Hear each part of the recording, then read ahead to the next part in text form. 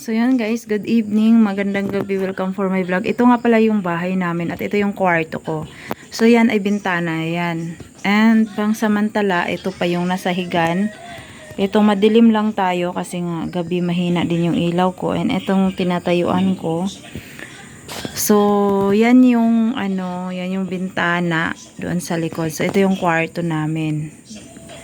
And yun yung papag na bigay ni Conrad na nandun yung matakapal na tabla doon sa higaan ni Angel. So itutur ko rin kayo sa higaan ni Angel. So ganun pala kalapad ang kwarto namin, and kalahati pa lang yung nasimento kasi kinapos tayo sa budget. Pero sa taas naman lahat ay nilagyan ko lang din, kapos din tayo ng hollow block, pero nilagyan ko yan ng yero para pag umulan hindi kami dito basa. And then ikot tayo. Yan, ikot tayo. Yan yung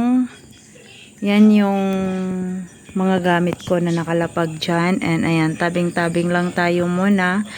Pangsamantala, makikita nyo naman yung kwarto. And yan yung bintana ko rin doon. Pero nakapix yan kasi gusto ko talaga siya ipipix. And meron pa dyan na kulang ng hollow block.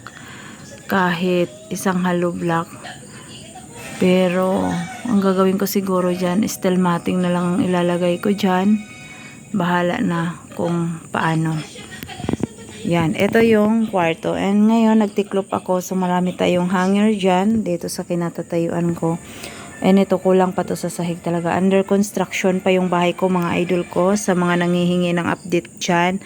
And doon naman tayo sa higaan ni Angel. So ito yung kwarto, kulang pa siya kasi kapos tayo sa budget. And yan, ito yung yan, dito tayo. So ito yung paglabas mo. Yan yung paglabas mo. Yan na yung then yan yung pintuan ko sa kusina. And ito yung daanan mo. Sobrang luwag nito mga idol ko, kaya lang madilim, kaya hindi nyo kita kasi madilim at ngayon ako gumawa ng video. So maluwag po. And ito po yung higaan ni Angel, and malawak po yung higaan ni Angel. Ayan, yung papag doon na nakita nyo, yan yung papag doon na makapal na plywood, and nandyan siya ngayon nakahiga. Doon ako, so walang natutulog doon sa pinakita ko sa inyo. And malawak kasi may kwarto na dalawa. Unang kwarto and pangalawang kwarto malaki. So dalawa. And yan, eto. Pag maayos to, 2026, unti-unti na rin tong maayos. So, yan yung kwarto ko and kwarto ni Angel. And ito yung daanan natin. Then pag mo dito, yan yung CR namin. Ayan, mga idol ko. Yan yung CR natin. Malaki rin naman siya. So, malawak. And, ito yung lababo natin. Ayan. Madilim. Pasensya na kayo. Medyo madilim kasi gabi ako kumuha ng video. At, yan ay steel matting na lang din ang ilalagay ko dyan. Tapos, yan, lagyan ko ng cortina dyan. Hindi ko i-close tong kusina ko kasi madilim pag mako-close. Yan ang nagdadala ng liwanag pag umaga na. And, yan, ito yung sala. Yan. Yan na yung pinakasala, yung boundary dyan sa plywood ni Angel. Yan na yung pinakasala, pintuan, palabas. Pinakasala, septic tank, and ayan. So, dito okay na yung concrete, and doon kulang pa tayo.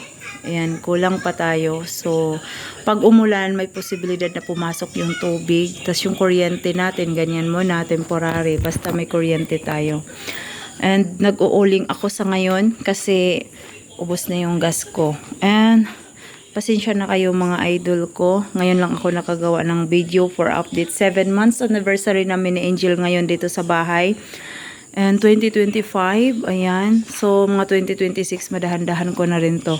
And ito yung septic tank niya. Ayan, ito yung septic tank niya nasa loob.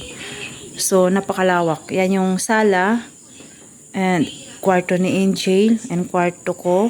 Then, may daanan ka dyan. And pintuan sa kusina kasi malawak pa yung likod ko. Then, pagpasok mo naman dito, ayan, apaka namin lupa pa lang. So pagpasok mo naman, ayan na nga yung kusina natin. Andun yung CR, andun yung daanan papunta sa kwarto ko and kwarto ni Angel. So ito yung sala. So malaki and may dalawa pang bike. Ayan, so maraming salamat talaga sa Panginoon kasi binigyan niya ako ng ganito. Kahit may nangyari sa akin nitong 2025 na sobra, na hindi ko inasahan, iniwan, nasakta, nagmahal, iniwan, nasakta ng bongga ng maraming beses. Pinagsabihan ng masasakit na salita pero nilunok ko. Lahat ng mga kaibigan ko, kaibigan niya. Lahat, sinisiraan ako. Siya na yung gumawa ng masama, sinisiraan pa ako. Pero okay lang. Then iniwan ako. Nung iniwan ako guys, hindi to buo. Hindi to buo nung iniwan ako. So ako na lang ang nagbuo kaya nabaon ako sa utang. Thanks God yung utang ko ay tapos naman na and madahan-dahan na natin to siya by 2026.